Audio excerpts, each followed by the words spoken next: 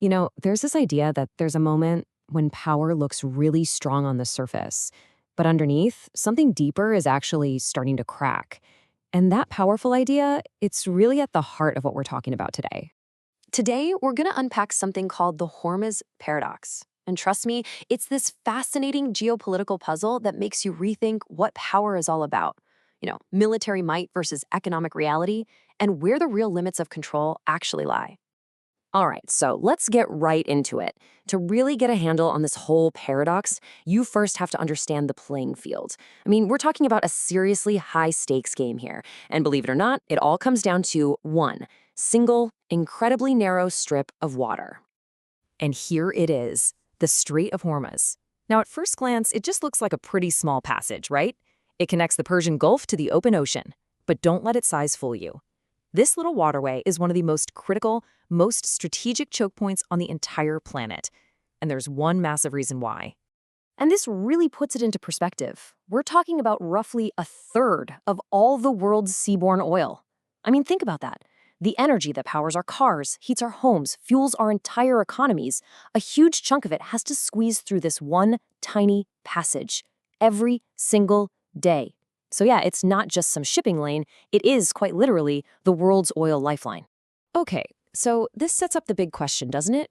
What happens when you take the world's most powerful military and park it right in the middle of the planet's most vital energy artery? What do you think happens next? Well, the answer, it's a lot more complicated than you'd expect. It all kicks off, as these situations so often do, with a massive show of force. We're talking about an absolutely undeniable, overwhelming display of military might. Just try to picture this scene, okay? You've got a U.S. Navy aircraft carrier battle group steaming into position. And it's not coming alone. Nope. It's backed up by a whole fleet of some of the most advanced destroyers on the planet. And up above, surveillance drones are patrolling the skies. That is an incredible amount of firepower, all packed into one very, very small space. Look, this wasn't just a routine deployment. This was a statement, a message, broadcast loud and clear to the entire world that was basically designed to say, we are in control of this route, period. But then something happened, something nobody really saw coming. It was just a single, tiny event, but it was enough to reveal a crack in the seemingly perfect, impenetrable wall of power. Right in the middle of this huge naval armada, the one designed to project absolute authority, a single, ordinary international oil tanker just sailed right on by. It wasn't stopped, it wasn't challenged, it just passed through. And that one simple action, it sparked a question that started echoing in government buildings and corporate boardrooms all over the world. Wait a second, if one ship can just pass through, what does control even mean here? Where does that power actually end? And this, for me, is where the story gets really, really interesting. Because the main event wasn't really the warships or the show of force. The real story was how everyone else decided to interpret that one ship passing by. It was all about the signal it sent. So think about it like this. On one hand, you've got the obvious action, right? A naval blockade, which is all about demonstrating military dominance. But then there's the deeper meaning, the signal that everyone actually paid attention to. And that was the single ship passing through, which seemed to demonstrate a very clear limit to all that power. It kind of suggested that maybe, just maybe, total control was nothing more than an illusion. And boy, did the world react fast. On day one, you see the headlines, military deploys. But just 2 days later, that little tanker makes its trip. And by day 5, the whole conversation had shifted. The headlines were gone, and behind the scenes, quiet, high-level diplomatic talks were already underway. The game had completely moved from the open sea right into the negotiation room. So what's the solution to this puzzle then? What's the deeper truth hiding underneath all this? Well, it all comes down to understanding what the Strait of Hormuz really is. See, the key is to stop thinking about it as just a military zone. It's not. It's the lifeline of energy. It's a completely non-negotiable artery for the entire global economy. And you just can't shut something like that down without causing massive, massive problems for everyone, including yourself.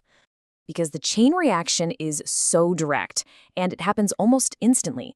The second there's tension in the strait, you get uncertainty in the global oil markets. And that uncertainty, it always leads to something we all feel right in our own wallets. Gas prices start to climb. So at the end of the day, any kind of military posturing, any threat of disruption, it doesn't just stay in the Strait of Hormuz. The ripple effects are huge. You get immediate market volatility, higher fuel costs for everyone, and this general sense of economic anxiety that spreads all over the world. And that, right there, is the Hormuz paradox. You have all this immense military power, enough to disrupt this vital lifeline, but it's held in check by a simple economic reality.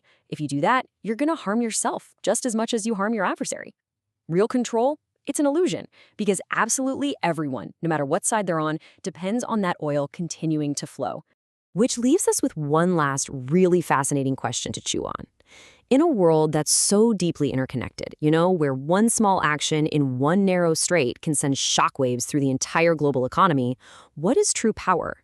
Is it the aircraft carrier sitting in the water, or is it something else, something more like the invisible, uninterrupted flow of energy and commerce that we all depend on? Definitely something to think about. You see the headlines every day, right? All this talk of tension, of conflict. But what if I told you that behind all that noise, there's this invisible dance going on, a really fragile balance of power that shapes, well, everything. So today, let's pull back that curtain. So when we see all that stuff, the friction, the global standoffs, what are we actually looking at? Is power just about who has the biggest army or the most territory, or has the very definition of power changed in our modern world? I mean, just try to imagine those rooms, the ones where these massive decisions get made. Behind those closed doors, the choices get so much harder. The stakes? They go through the roof. The fate of entire nations can hang on just a single word. And that right there, that brings us to the real heart of it all. Just how fragile is this global balance we're all living in? It's easy to think of the world as a straight line, but it's not. It's more like this incredibly tangled web. Think about it. A single naval patrol in one ocean can send these huge ripples through markets on the complete opposite side of the planet. A simple handshake between two leaders. That could change how resources flow for millions of people. Seriously, everything is connected. Okay, so if everything is that tightly connected, that delicately balanced, well, you can probably see where this is going. It creates a situation where even the smallest little action can have these absolutely enormous consequences. Let's go back to that web analogy for a second. Picture every single strand pulled super, super tight. In a system that's this tense, this interconnected, sometimes all it takes is one wrong move. That's it. There's basically zero room for error. A tiny miscalculation, a ship wandering just a few miles off course, even a single poorly chosen word. Any of it could just shatter the stability that we all kind of take for granted. That's the tightrope world leaders are walking every single day. So if the goal for everyone is to avoid that catastrophic wrong move, then how is this game of power really being played? Well, it means we have to completely rethink what power even means in the first place. And this is the big pivot right here. The old school symbols of power, tanks, battleships, pure military force, that's only a piece of the puzzle now. Don't get me wrong, they're still on the chessboard. But the real game today is being played on a much bigger, much more complicated board. So here's the core idea we're getting at. Modern power, it's not really about occupying territory anymore. It's about having strategic control over the systems that make the world go round. Ask yourself, who controls the flow of money and trade? Who gets to set the standards for all the new technology? Whose movies, whose ideas, whose culture is everyone consuming? That's where the real power is today.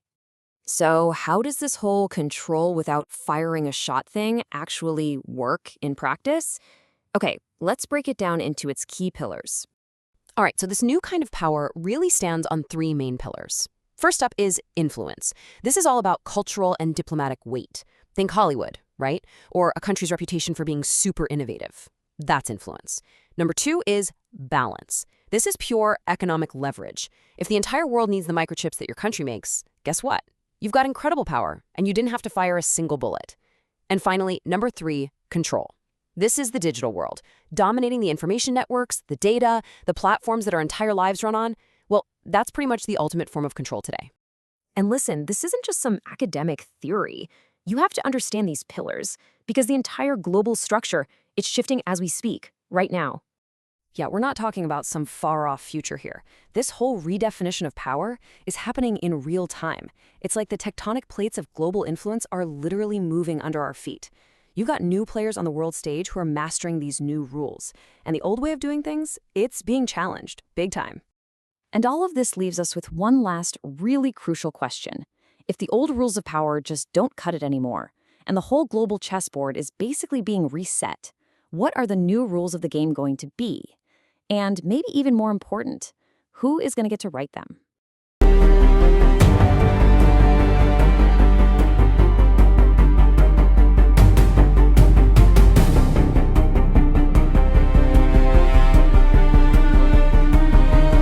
Please subscribe to discover unsolved mysteries of all time.